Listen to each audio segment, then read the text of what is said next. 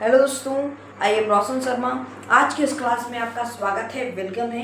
यानी कि आपका मास्टरमाइंड के क्लास में जो है ये आपका बहुत बहुत वेलकम है, यानी कि स्वागत है। ठीक है, तो आज मैंने आपके लिए बिहार बोर्ड का फिजिक्स लेके आया है। क्या लेके आया है? बिहार बोर्ड का फिजिक्स। ये क्लास 9th का होगा। कितने क्लास का होगा? ये क्लास 9th का होगा। ठीक है, और जिसमें हम चैप्टर नंबर 4 कल के वीडियो में शुरू कर दिए थे। चैप्टर नंबर 4 मैंने एक वीडियो बना दिया था। ये आपको पढ़ाएंगे हम, यानी कि बाय रोशन सर। और ये लेक्चर नंबर 2 है। मैं लेक्चर नंबर 1 इसका बना दिया हूँ। अगर आपने चैप्टर नंबर 1, 2, 3 और 4 का पहला वीडियो अगर इतना नहीं देखा है तो आप जाकर डिस्क्रिप्शन बॉक्स में जाकर, नहीं तो आप जाकर प्लेलिस्ट में जाकर चेक कर सकते हैं। प्लेलिस्ट में जाएंगे, उसमें जाकर आप टोटल वीडियो आप देख सकते हैं। प्लेलिस्ट में जाकर, प्लेलिस्ट में जाइए, वहां पे आप टोटल वीडियो देख सकते हैं। प्लेलिस्ट पे लिखा होगा Bihar board physics class 9th first batch.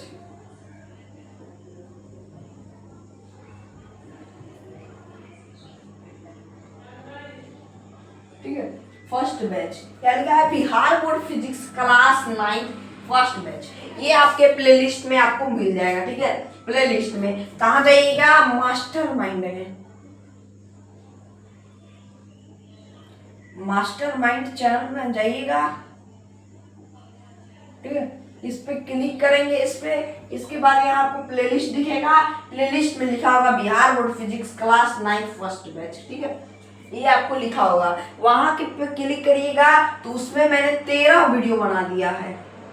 13 video बना दिया। अब वहां पे जाकर इन सभी वीडियो को आप देख सकते हैं, अगर आपने वीडियो नहीं देखा है तो। ठीक है, तो चलिए आज जो हमने बिहार बोर्ड का फिजिक्स जो है क्लास 9 का जो फिजिक्स जो है, ये चैप्टर नंबर 4 का दूसरा लेक्चर लेके आया है।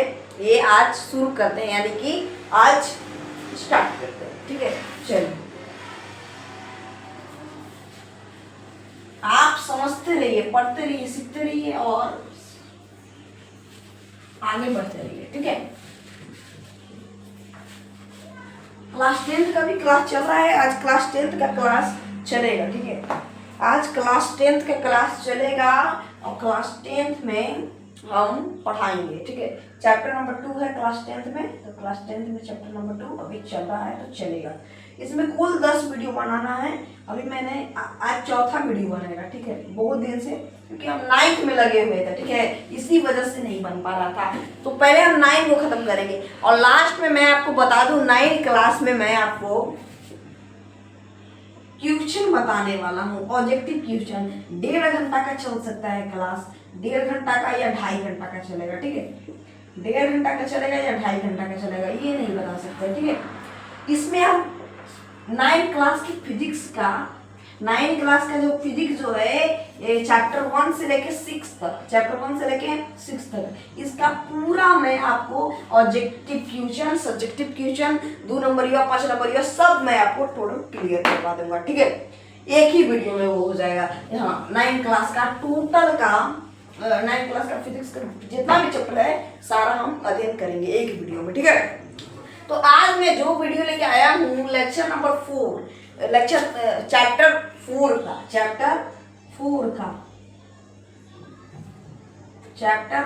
का लेक्चर नंबर 2 है। ठीक है, लेक्चर नंबर कितना है आज? लेक्चर नंबर 2 है। ठीक है, चैप्टर नंबर 4 का नाम क्या है? गुरुत्वाकर्षण है।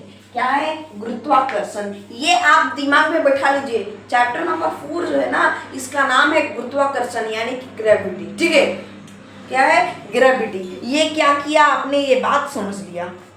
अच्छा बताइए, गुरुत्वाकर्षण बल की खोज किसने की? अगर आपसे कोई पूछेगा कि गुरुत्वाकर्षण बल की खोज किसने की, हाँ, गुरुत्वाकर्षण बल की खोज जो है किसने की, बोलिएगा कि न्यूटन ने की। किसने की? न्यूटन ने की। सर आइजैक न्यूटन ने की। किसने की? सर आइजैक न्यूटन ने की। ठीक है, गैलीलियो का जन्म कब हुआ? गैलीलियो का जन्म कब हुआ ये बता दीजिए आप लोग। आपको मैंने पढ़ाया है, हाँ बता दीजिए, गैलीलियो गैलीलियो जो थे, गैलीलियो साहब, उनका जन्म कब हुआ? ठीक है, उनका जन्म कब हुआ? गैलीलियो गैलीली साहब का जन्म कब हुआ बता दीजिए। गैलीलियो गैलीलियो गैलीली, मैंने कल के बारे जो चैप्टर नंबर 4 में हमें गैलीलियो गैलीली के बारे में हमें अध्ययन करना था, वो मैंने आपको चैप्टर 4 में बता दिया। ठीक है, चैप्टर नंबर 4 में ये गैलीलियो गैलीली का जितना हमें अध्ययन करना था चैप्टर 4 में, ये मैंने आपको खत्म कर दिया है। गैलीलियो गैलीली के बारे में आपने पूरा जान लिया है। तो बता दीजिए गैलीलियो गैलीली का जन्म कब हुआ? गैलीली जो थे, गैलीलियो गैलीली जो थे, उनका जन्म कब हुआ? जन्म कब हुआ बता दीजिए। 1564 ईस्वी में इनका जन्म हुआ था। कितना में हुआ था? इनका जन्म 1564 ईस्वी में हुआ था। मृत्यु कब हुआ था? इनका मृत्यु कब हुआ था? मृत्यु 1642 ईस्वी में हुआ था। कितना में हुआ था?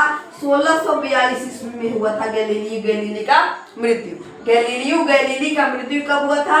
1642 ईस्वी में गैलीलियो गैलीली का मृत्यु हो गया था। ठीक है, किसका हुआ था? गैलीलियो गैलीली का मृत्यु 1642 ईस्वी में। मैंने बताया था आपको, जन्म हुआ था 1564 में और मृत्यु हुआ था 1642। ठीक है, ठीक है। अब देखिए, ये जो है हमारे न्यूटन साहब, कौन है? न्यूटन, सर आइजैक न्यूटन जो है, इनका भैया जन्म कब हुआ? इनका जन्म कब हुआ? इनका जन्म कब हुआ? इनका बता दीजिए आप, जन्म। ठीक है, जन्म बार ये लिखा जा रहा है, इनका जन्म कब हुआ ये बता दीजिए। इनका जन्म हुआ था 1643 ईस्वी में। कितना में हुआ था? इनका जन्म 1643 ईस्वी में हो गया था इनका जन्म। ठीक है, इतना आप समझ लिए, इस बात को इतना आप समझ लिए। ठीक है, इतना बात समझ लिए। चलिए आगे बढ़ते हैं फटाक। दोस्तों, ये आपने बात समझ ली, ठीक है।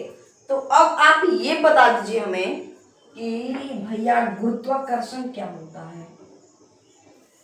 आप सबको क्या बताना है? एक मिनट, एक नहीं है, थोड़ा सा डाल लेते हैं। ठीक है, चलिए। तो सबसे पहले आप ये बता दीजिए कि गुरुत्वाकर्षण,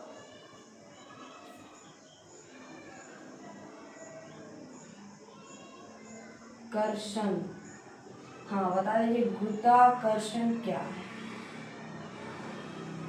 अगर आपसे कोई पूछ देगा कि भैया गुरुत्वाकर्षण क्या है, तो आप क्या बताइएगा? मैंने आपको परिभाषा लिखवाया ना गुरुत्वाकर्षण का। क्या लिखवाया है? कि ब्रह्मांड में स्थित दो आकाशीय पिंडों के बीच होने वाले आकर्षण या लगने वाले आकर्षण बल को हम क्या कहते हैं? गुरुत्वाकर्षण बल कहते हैं। क्या कहते हैं? गुरुत्वाकर्षण बल कहते हैं। और गुरुत्व बल किसे कहते हैं? गुरुत्व बल किसे कहते हैं ये बताइए आप कि भैया गुरुत्व बल किसे कहते हैं। तो गुरुत्व बल का परिभाषा लिखेंगे, जिस बल के कारण पृथ्वी का केंद्र किसी वस्तु को क्या बोलेंगे कि जिस बल के कारण, किसके कारण? जिस बल के कारण पृथ्वी का केंद्र किसी वस्तु को अपनी ओर खींचता है। कहाँ खींचता है? अपनी ओर खींचता है, उसे हम गुरुत्व बल कहेंगे। और गुरुत्वीय, ये तो गुरुत्व बल हो गया। अब बताइए, गुरुत्वीय त्वरण है। गुरुत्वीय त्वरण किसे कहेंगे? ठीक है, गुरुत्वीय त्वरण किसे कहेंगे? लिखेंगे कि जिस त्वरण के कारण पृथ्वी का केंद्र किसी वस्तु को अपनी ओर खींचता है, उसे हम गुरुत्वीय त्वरण कहते हैं। ठीक है, अब ये आप बात ध्यान दीजिएगा। ठीक है,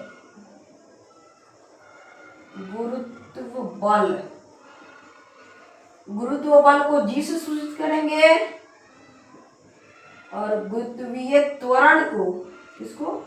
त्वरण को, गुरुत्वीय त्वरण को भैया हम छोटका जी से सूचित करेंगे। गुरुत्व बल को हम किससे सूचित करेंगे? बड़का जी से। और गुरुत्वीय त्वरण को किससे सूचित करेंगे? छोटका जी से। ठीक है, किससे? छोटका जी से। ये आपने क्या किया? ये आपने इस बात को आपने समझ लिया। ठीक है, इस बात को आपने समझ लिया। अंडरस्टैंड? अंडरस्टैंड? गुरुत्वाकर्षण बल, गुरुत्वीय बल और गुरुत्वीय त्वरण, ये आपने इतना समझ लिया? क्या आपने इतना समझ लिया? समझ लिए? ठीक है, तो आज जो हमें दोस्तों पढ़ना है वो हम आपको बताते हैं। आज हमें पढ़ना क्या है, पढ़ना ये हम आपको बताएंगे। ठीक है, अब हमें पढ़ना है भैया, अब एकदम क्लास को स्टार्ट कर देंगे, एकदम शुरू। ठीक है, पहले तो हम बेसिक चीज आपको बता रहे थे जो कल का है। कल जो मैंने आपको पढ़ाया था तीसरे यानी कि फर्स्ट लेक्चर में जो मैंने आपको पढ़ाया था उसका थोड़ा बहुत रिवीजन करवा रहे थे। ठीक है, चलिए, तो अभी क्लास शुरू होता है। ठीक है, तो आप आज का टॉपिक जो है ये है न्यूटन के गुरुत्वाकर्षण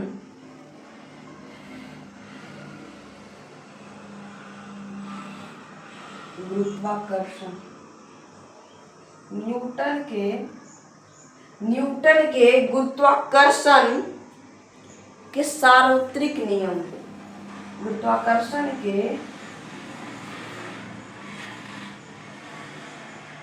सार्वत्रिक नियम यानी कि गुरुत्वाकर्षण का जो है ये सार्वत्रिक नियम क्या कहता है? ये न्यूटन के द्वारा, किसके द्वारा? न्यूटन के द्वारा। भैया ये क्या कहता है अब हम ये जानेंगे। ठीक है, क्या जानेंगे? अब ये जानेंगे। बात समझ गए? ठीक है, अंडरस्टैंड? चलिए, लिखेंगे इतना आप लोग बात समझ गए ना? हाँ, तो लिखेंगे इस सार्वत्रिक नियम कहेगा तू। ठीक है, लिखेंगे कि ब्रह्मांड में स्थित किन्हीं दो पिंडों, ब्रह्मांड, क्या मैंने क्या कहा? ब्रह्मांड, ब्रह्मांड। ठीक है,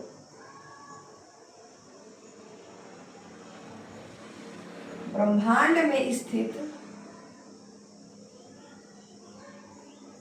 क्या लिखेंगे? ब्रह्मांड में स्थित, ब्रह्मांड में स्थित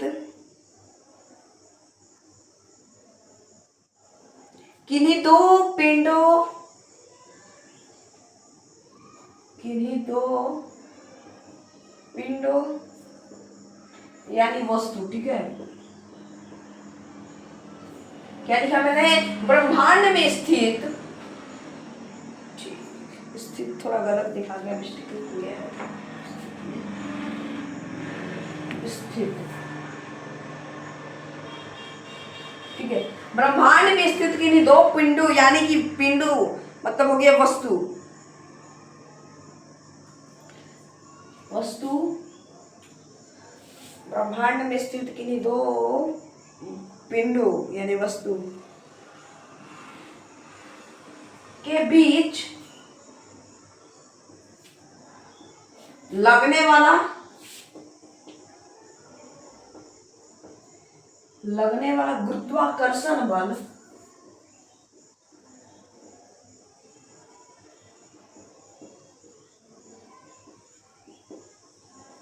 ठीक है, गुरुत्वाकर्षण बल। एक आप बात समझ लीजिए। ठीक है, एक आप बात समझ लीजिए। देखिए, जैसे कि हमारे पास दो वस्तु है। ठीक है, न्यूटन साहब का सार्वत्रिक नियम कहता है कि गुरुत्वाकर्षण का सार्वत्रिक नियम कहता है कि सिर्फ पृथ्वी ही चीज को नहीं खींच लेता है गुरुत्वाकर्षण बल के कारण, ठीक है, गुरुत्व बल के कारण। गुरुत्व बल के कारण पृथ्वी ही नहीं वस्तु को खींचता है, दोनों वस्तु, जैसे कि यहाँ पे दो वस्तु है, क्या है, दो वस्तु है, आप बात समझ जाइएगा। न्यूटन साहब ने कहा कि दो वस्तु है, इसका बल और इसका बल, दोनों का बल समान है, तो कोई सा भी, दुनिया का कोई सा भी वस्तु अपने आप को खींचता है, क्या करता है, खींचता है, खींचता है। कैसे खींचता है, जैसे कि ये वस्तु है, इसको खींचेगा, इसको खींचेगा, लेकिन खिंचाता क्यों नहीं है, क्यों, इसका मतलब खिंचाता नहीं है, तो इसका मतलब कि न्यूटन का जो नियम जो है ये झूठा है, असत्य है, सही नहीं है न्यूटन का नियम, ऐसा नहीं होता है, ठीक है। दो वस्तु है, क्या है, दो वस्तु, इन दोनों का जो है, इन दोनों का गुरुत्व बल जो है ये समान है, क्या है, गुरुत्व बल समान है, इसी वजह से ये दोनों बीच में ही अटका रहता है। कभी देखें कि ये इसको तीर लेता है, तो कोई सा भी वस्तु, कोई वस्तु है, कोई वस्तु है, वो किसी वस्तु को तीर लेता है या उठा लेता है, ऐसा नहीं होता है, ठीक है।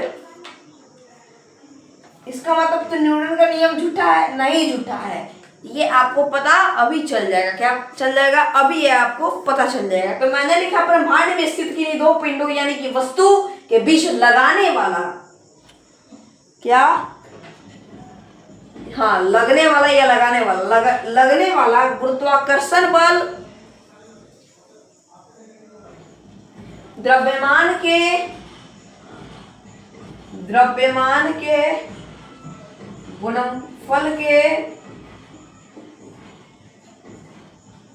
गुणनफल के समानुपाती होता है,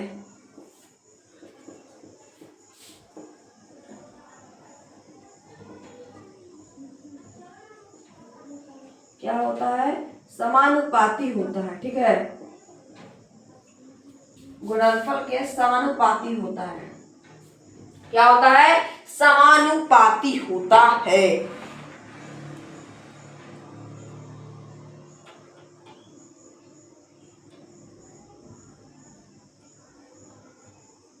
ठीक है, अब लगने वाला,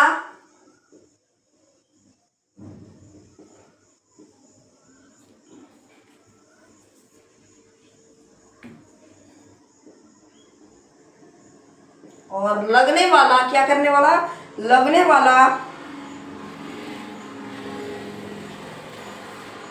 लगने वाला वस्तु के दूरी के, इसका लगने वाला जो है वो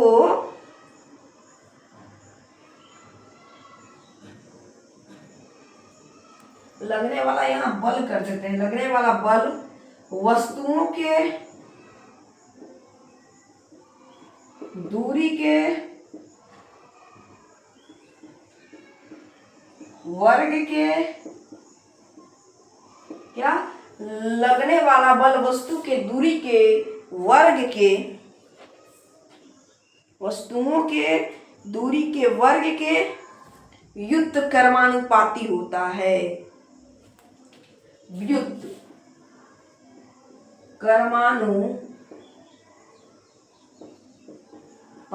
होता है, क्या होता है, व्युत्क्रमानुपाती होता है, ठीक है। यहाँ केवल है कर लेना है, केवल है कर लेना, ठीक है। लगने वाला बल वस्तुओं की दूरी के वर्ग के व्युत्क्रमानुपाती होता है, क्या होता है, व्युत्क्रमानुपाती होता है। ये मैं आपको अभी समझा दूंगा। चलिए कुछ लेते हैं, माना कि ए एवं बी दो वस्तु हैं, देखेंगे कि माना कि ए एवं बी दो वस्तु है। मैंने क्या लिखा, माना कि, ये नोट कर लीजिएगा, माना कि ए एवं बी दो वस्तु है, क्या है, ए एवं बी दो वस्तु है, ठीक है, दो वस्तु है,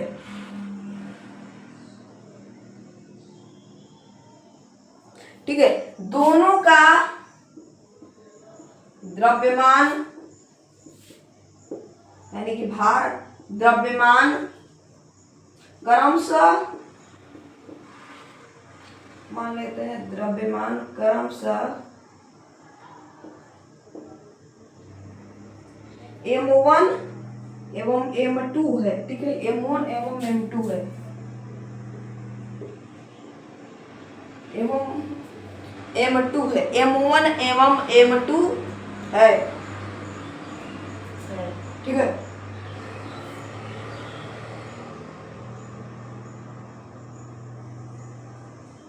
तथा दोनों के बीच की दूरी, तथा दोनों के बीच की दूरी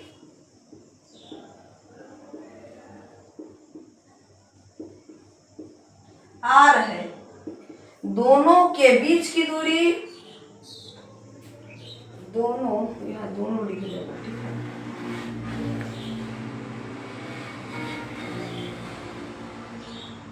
दोनों के बीच की दूरी कितनी है? R है, ठीक है, R है।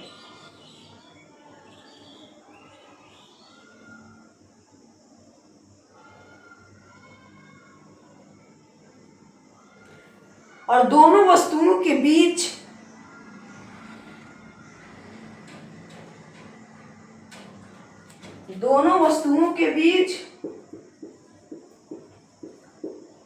ठीक है, दोनों वस्तुओं के बीच गुरुत्वाकर्षण बल F लग रहा है। वस्तुओं के बीच गुरुत्वाकर्षण बल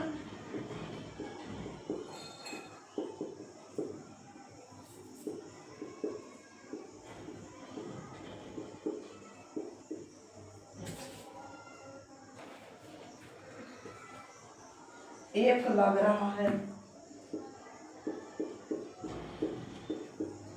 क्या लग रहा है? F लग रहा है, ठीक है।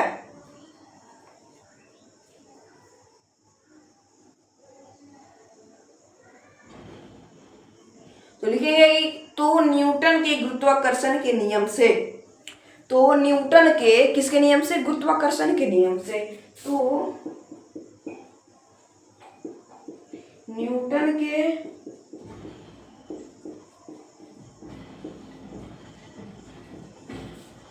गुरुत्वाकर्षण के नियम से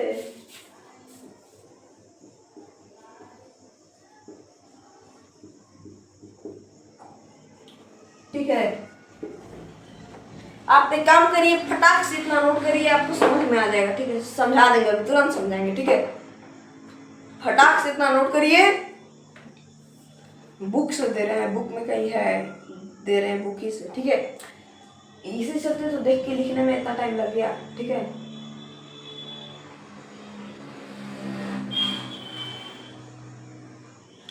जल्दी करिए, हाँ नोट करिए, फटाक से एकदम नोट करिए जल्दी। चलिए अब हम इसको समझाते हैं, समझाएंगे, ठीक है।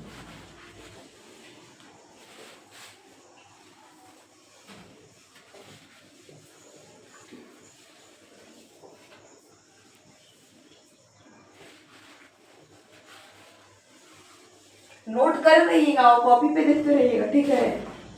सब समझ में आ जाएगा, हम यहाँ पे देख रहे हैं, ठीक है। चलिए, मैंने कहा सबसे पहले, यहाँ माना वाला में देखिए, माना कि A एवं B दो वस्तु है। मान लेते हैं कि भैया यहाँ दो वस्तु है। कितना वस्तु है? दो वस्तु है। और इस वस्तु का नाम है A और इस वस्तु का नाम है B।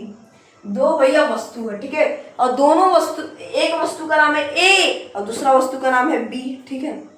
इसका भार कितना दिया हुआ है? M1 और इसका भार दिया गया है M2। इसका भार है M1, इसका भार है M2 और इन दोनों के बीच का दूरी जो है R है।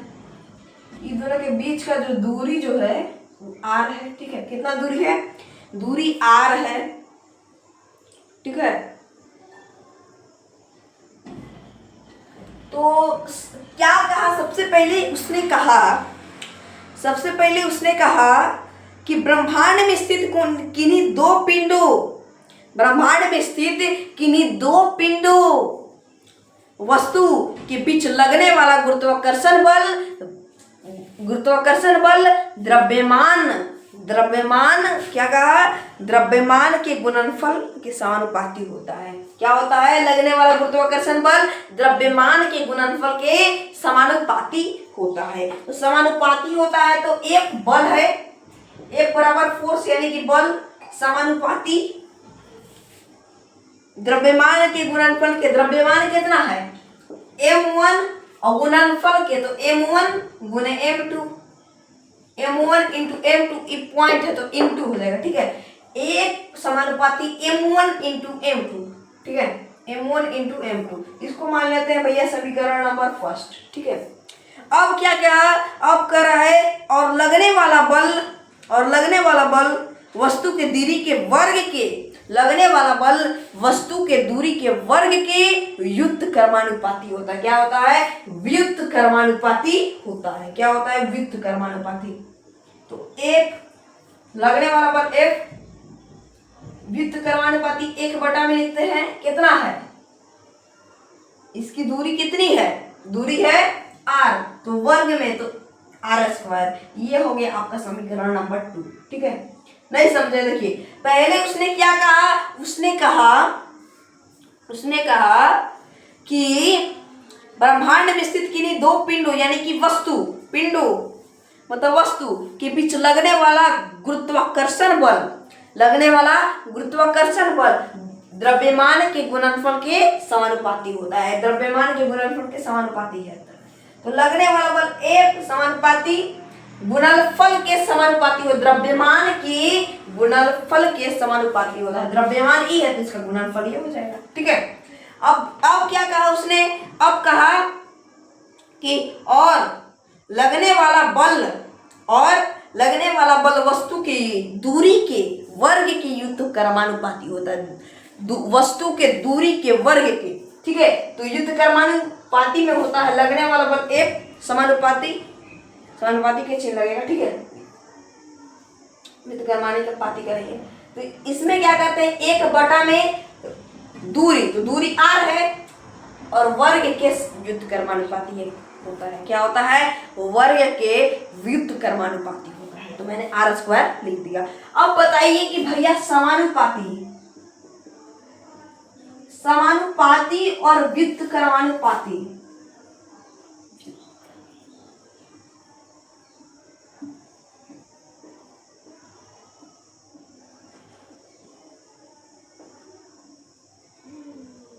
ठीक है, व्युत्त कर्मानुपाती सही है। एक बार चेक कर लेंगे व्युत्त कर्मानुपाती।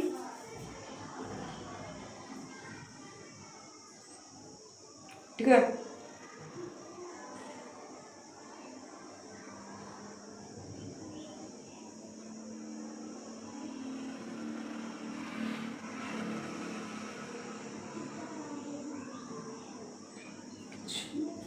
अच्छा यहाँ इक्रा में रहेगा व्युत्त कर्मानुपाती। ठीक है, अब बताइए कि समानुपाती और व्युत्त कर्मानुपाती मतलब क्या होता है? ये आप बात ध्यान दीजिएगा। ठीक है, समानुपाती का मतलब होता है अनुकर्मानुपाती।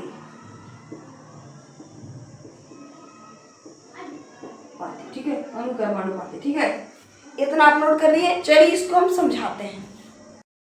तो आप एक बात ध्यान रखिएगा कि समानुपाती जो है इसी को भैया हम अनुकर्मानुपाती कहते हैं। क्या कहते हैं? समानुपाती को ही हम अनुकर्मानुपाती कहते हैं। समानुपाती को क्या कहते हैं? अनुकर्मानुपाती कहते हैं। ठीक है, और व्युत्त कर्मानुपाती क्या होता है आपको बताना है। समानुपाती क्या होता है और व्युत्त कर्मानुपाती क्या होता है। देखिए समानुपाती कहने का मतलब है कि मान लीजिए ए वस्तु है और बी वस्तु है। ठीक है, कौन सा वस्तु है? ए वस्तु है और बी वस्तु है। अगर ए वस्तु नीचे की ओर जाएगा तो बी वस्तु भी नीचे की ओर जाएगा। ए वस्तु ऊपर की ओर जाएगा तो बी वस्तु भी ऊपर की ओर जाएगा। ए वस्तु नीचे की ओर जाएगा तो बी वस्तु भी नीचे की जाएगा। कहने का मतलब कि जो ए वस्तु चलेगा वो बी वस्तु भी चलेगा। ये समानुपाती का मतलब होता है। और व्युत्त कर्मानुपाती का मतलब ए है और बी है। मान लीजिए ए बढ़ रहा है तो बी घटेगा, ए बढ़ रहा है बी घटेगा, ए घट रहा है बी बढ़ेगा। ऐसे होता है, इसमें उल्टा होता है और इसमें सीधा होता है। ये क्या कर लिया आपने? इस बात को समझ लिया। ठीक है, चलिए अब फटाक से हम आगे बढ़ते हैं। इतना आपको समीकरण आपको समझ में आ गया ना। ये जो मैंने आपको यहाँ पे मैंने ये बताया, ये आपको समझ में आ गया, क्लियर है। तो अब लिखेंगे यहाँ समीकरण फर्स्ट एवं सेकेंड से, कितना से, फर्स्ट एवं सेकेंड से, ठीक है। ये लिख देंगे, क्या लिख लेंगे, ये बात आप लिख लीजिएगा, ठीक है। ये बात आपको लिखना है, समीकरण फर्स्ट एवं सेकेंड से, कितना से, समीकरण ये फर्स्ट एवं सेकेंड से। तो एफ समानुपाती, तो फर्स्ट एवं सेकेंड क्या कहता है, ठीक है। एफ समानुपाती है दोनों में, ठीक है। अब देखिए यहाँ एक है तो एक की जगह पे हो जाएगा, एक से गुना करेंगे तो m1 इंटू m2, यहाँ बटा में कितना है r2।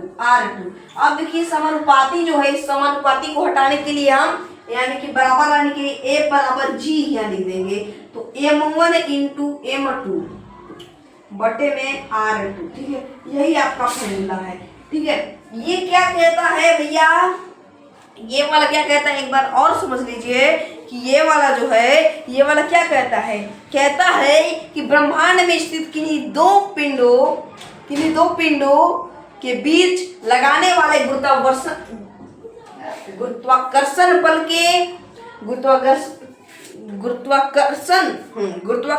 बल के द्रव्यमान के गुणनफल के समानुपाती होता है। क्या होता है, गुरुत्वाकर्षण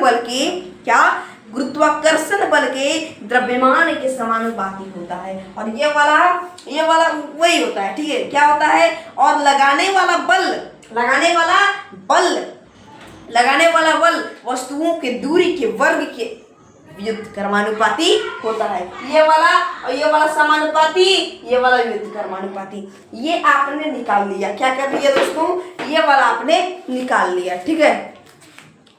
और अगर आपसे देखिए g का मान, g बराबर होता है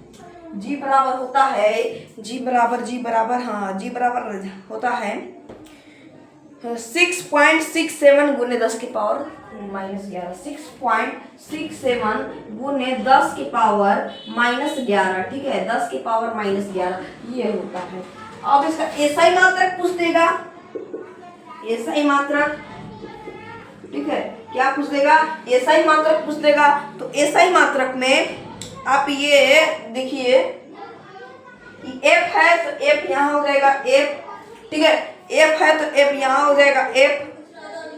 आर स्क्वायर है, आर स्क्वायर ऊपर चल जाएगा, आर स्क्वायर बटे में यहाँ है तो यहाँ आ जाएगा। तो m1 इंटू के m2, ठीक है। और बराबर में g लिख देंगे, ठीक है। बराबर में कितना लिख देंगे, g। चलिए बताइए बल का यानी कि एफ का कितना होता है एसआई मात्रक, बल का एसआई मात्रक कितना होता है, बल का एसआई मात्रक कितना होता है, न्यूटन। कितना होता है, न्यूटन होता है, न्यूटन बराबर में न्यूटन। अब देखिए आर यानी कि दूरी का कितना होता है, मीटर। और ये स्क्वायर है तो स्क्वायर लगा देंगे। अब बताइए कि क्या है, द्रव्यमान है, द्रव्यमान का क्या होता है, केजी। तो 2 है तो केजी स्क्वायर। तो ये हो जाएगा आपका मीटर, न्यूटन मीटर प्रति केजी स्क्वायर, ठीक है, केजी स्क्वायर, ठीक है। ये हो जाएगा, तो यहाँ लगा देंगे कि mn स्क्वायर प्रति केजी स्क्वायर, ठीक है। ये आपको लगा देना है। ये आपने क्या कर लिया दोस्तों, इस बात को आपने समझ लिया, ठीक है। ये आप नोट कर लेंगे, यही है आपका एसआई मात्रक। अब चलिए कुछ आपको क्वेश्चन के माध्यम से हम इस सवाल को हम समझा देते हैं, ठीक है, ठीक है। अब देखिए दोस्तों, अब हम आगे बढ़ेंगे तो मानते हैं कि यहाँ पे दोस्तों 2 वस्तु है। क्या है, 2 वस्तु। इसका नाम A है, इसका नाम B है, ठीक है। इसका नाम A है, इसका नाम B है। इसका जो द्रव्यमान जो है, इसका भार जो है 1 kg है, इसका भी भार 1 kg है, ठीक है। इसका भार 1 kg है, इसका भी भार 1 kg है, ठीक है। कितना kg है, 1 kg है। ये m1 बराबर इतना और m2 बराबर इतना, ठीक है। m1 बराबर इतना और m2 बराबर इतना, ठीक है। चलिए आगे बढ़ें। अब इसकी जो दूरी जो है यहाँ से लेके यहाँ तक r बराबर 1 मीटर है। कितना है, 1 मीटर।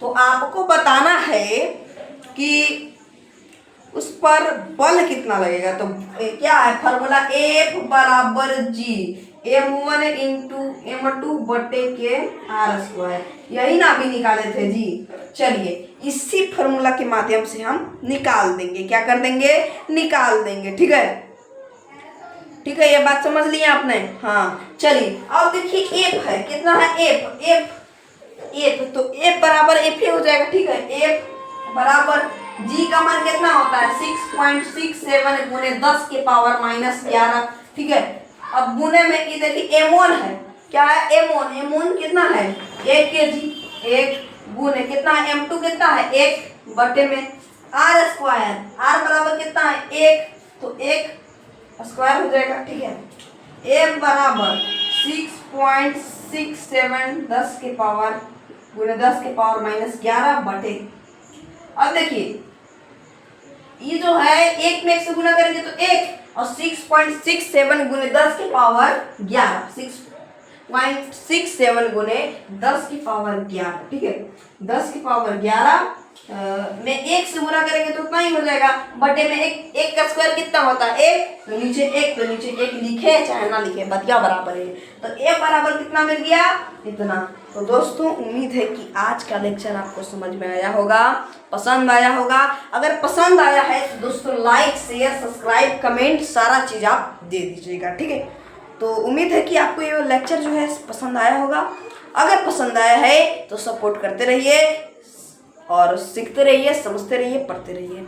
और अगला जो वीडियो है यानी कि लेक्चर नंबर 3 जो है इस क्लास से ज़्यादा शानदार होगा। क्या होगा, इस क्लास से ज़्यादा शानदार होगा। तो आज का क्लास यहीं पे समाप्त करते हैं, तब तक के लिए बाय बाय, जय हिंद, जय भारत।